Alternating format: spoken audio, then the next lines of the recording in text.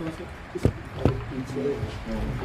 कहाँ बचा है जगह, ये कहाँ आएगा जी आपका, यहाँ रख दीजिए। दिख रहा है सबका, देखिए भाई देख लीजिए, इसको ऊपर रख दीजिए। आराम से आराम से आराम से आराम से हो जाएगा सर। हाँ, ये ऐसे करके पीछे आ जाते सबका आ जाता। हम छोड़ दीजिए सर, बोलिए सर, थोड़ा सा नीचे कीजिए सर। क्या कुछ मामला था किस चीज़ को लेकर? ये जब मैं यहाँ ज्वाइन किया था उसके एक दिन पहले 28 तारीख को एक घटना घटी थी जिसमें ललमटिया थाना अंतर्गत जो ट्रांसपोर्ट की जो ट्रक जाती है उस पर उसका आर्सनिंग करके गोली वोली चलाया गया था, जिसके आलोक में ललमटिया थाना कांड संख्या 4425 दर्ज किया गया था, जिसमें सूर्या हांसदा नाम का व्यक्ति जो है यहाँ का, उसके ऊपर FIR दर्ज करके हम लोग इन्वेस्टिगेशन कर रहे थे। इसमें हम लोग बाद में पता चला कि यह साहेबगंज में भी इस तरह की घटनाओं में संलिप्त रहा है, और जब हम लोग इसका आपराधिक इतिहास निकाले तो इसके खिलाफ साहेबगंज और गोड्डा जिला में मिलाकर कुल 25 कांड दर्ज हैं जो रंगदारी से संबंधित है। इनका एक ऑर्गेनाइज गैंग है जो इस तरह का जो ट्रांसपोर्टेशन का काम होता है कोयला का और ये उस चिप्स का, जिससे वो लोग अवैध पैसे की वसूली और ये रंगदारी का मांग करते हैं। उसी के आलोक में जब ये केस दर्ज हुआ उसके आलोक में एक SIT टीम का गठन किया गया, जिसके द्वारा लगातार पिछले 2-3 महीने से जगह जगह पे छापेमारी की जा रही थी। इसी के आलोक में हम लोग बरहेट में एक हम लोग इंटर डिस्ट्रिक्ट मीटिंग भी किए थे इसी की गिरफ्तारी को लेकर, जिसमें सभी थाना प्रभारी के साथ जो इन्फॉर्मेशन हम लोग को मिलता है, जो इनपुट मिलता है, उसके आधार पर हम लोग लगातार प्रयास कर रहे थे कि इसकी गिरफ्तारी हो जाए।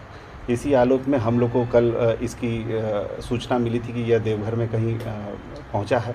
उसी के आलोक में एक छोटी टीम के द्वारा उसको वहां से गिरफ्तार करके लाया गया। गिरफ्तारी उपरांत उसको यहाँ पर कन्फेशन पे पता चला कि उसका कुछ हथियार और वो बरामद कर सकता है। उसी के आलोक में कल रात में जो SIT टीम गठित की गई थी वो बोआरीजोर थाना अंतर्गत कमल डेरी रहर बढ़िया पहाड़ के पास बरामदगी करने गई थी। जब टीम बरामदगी करने पहुंची तो वहाँ पर इसके जो साथी पहले से छुपे हुए तो उसके द्वारा फायरिंग की गई। इसके द्वारा भी अपना जो कस्टडी में जो जवान था उसको धक्का देकर उसका राइफल छीनकर भागने का प्रयास किया गया, जिसमें गोलीबारी चली दोनों तरफ से। आधे घंटे का लगभग जो मुठभेड़ चला, जिसमें हमारे टीम के जो द्वारा भी जो फायरिंग किया गया, फायरिंग जब शांत हुआ उसके बाद 2-3 घंटे बाद उसमें जब सुबह उसमें हम लोग उसका सर्च अभियान चलाए तो जिसके आधार पर पता चला कि जो सूर्या हांसदा है इसको मृत पाया गया। और वहाँ से हम लोग को जो बरामदगी हुई है वो एक देसी कट्टा 1 बरामद हुआ है, देसी पिस्टल 1 बरामद हुआ है, 8 mm का जिंदा गोली 1 है, 8 mm का एक खोखा 3 है, 8 mm का मिस फायर गोली 2 है, 7.6 mm का जिंदा गोली 2 है, 7.6 mm का मिस फायर गोली 2 है, 7.6 mm का खोखा 3 है, 5.56 mm का खोखा 9 है और 9 mm का खोखा 10 है।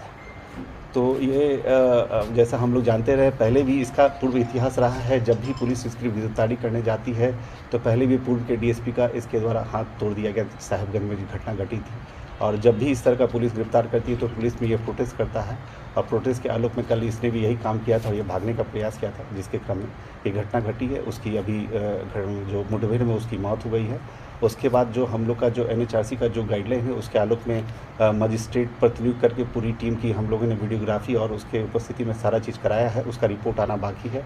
मेडिकल बोर्ड का भी गठन करके आज हमने उसका मेडिकल जो अंत परीक्षण प्रतिवेदन वो कराया है, उसका भी रिपोर्ट आना बाकी है। और जो NHRC को रिपोर्ट भेजना होता है 48 घंटे के अंदर, वो भी आज हम लोग उसको भेज देंगे। मुझे लगता है कि यह जो सूर्या हांसदा करके जो गैंग था ये इस जिले के लिए आतंक का पर्याय बन चुका था, उसका हम लोग एक इनकाउंटर में आज मुठभेड़ में मारा गया। कितने राउंड गोलियां चली सर?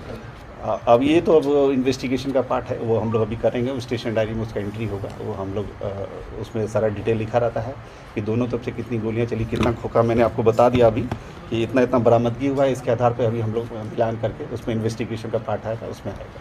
इनके जो साथी थे सर वो पकड़ में नहीं आए? नहीं, वो पकड़ में नहीं आए हैं। 5-6 साथी बचे हुए हैं जिसका हम लोग नाम जानते हैं। पहले से भी वर्कआउट चल रहा है, कुछ अरेस्टिंग हुई भी है।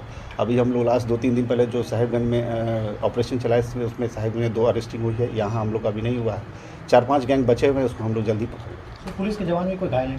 नहीं, पुलिस की तरफ से किसी को कोई चोट नहीं लगा है। मतलब पुलिस हमारी मुस्तैद थी, क्योंकि इस तरह का हम लोग का पुलिस को पहले से पता था कि जब भी ये पकड़ाएगा तो इनका ये गोली चला सकता है। तो माइंड मेकअप था हमारे जवानों का कि अगर गोली चलती है तो हम लोग पोजीशन लेकर आत्मरक्षा अपना बचाव करते हुए फायरिंग करना। कितनी गोलियां लगी? तो वो इन्वेस्टिगेशन का पार्ट है, वो अभी इंक्वेस्ट रिपोर्ट में मेरे पास आएगा तो हम बता पाएंगे। वो अब डायरी में लिखा के जाएगा कि उसको गोड्डा SIT द्वारा गिरफ्तारी हुई थी या देवघर पुलिस द्वारा? गुड्डा टीम के द्वारा इसकी गिरफ्तारी की गई थी।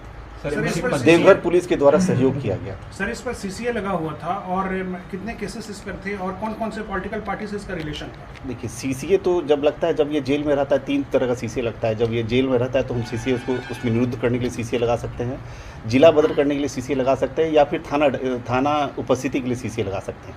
तो CCA का एक टर्म होता है, जब खत्म हो जाता है तो उसके बाद फिर से उसको जब ये अरेस्ट होकर आता है तो हम लोग CCA लगाते। और इसके ऊपर कुल 25 कांड दर्ज है, जो साहेबगंज का मिर्जा चौकी, बोरियो और हमारा ललमटिया, बुआरी जोर और महागामा थाना में कांड दर्ज है। सर, दिसंबर से लेकर अब तक इसके ऊपर कितने मामले दर्ज हैं? 25 मामले दर्ज। दिसंबर से लेकर अब तक जितने भी केस इस पे दर्ज है, इस पे 25 मामले। सर, कई फर्जी एनकाउंटर के भी आरोप लगाए जा रहे हैं। ये तो मजिस्ट्रियल इंक्वायरी का पार्ट है। हम लोग सभी NHRC को सूचना दे दिया है। जब भी पुलिस एनकाउंटर होता है तो ये हम लोग का नेगेटिव पक्ष रखता है। हम लोग फ्री एकदम ट्रांसपेरेंट सिस्टम रखे हैं, कहीं कुछ इस तरह का नहीं है।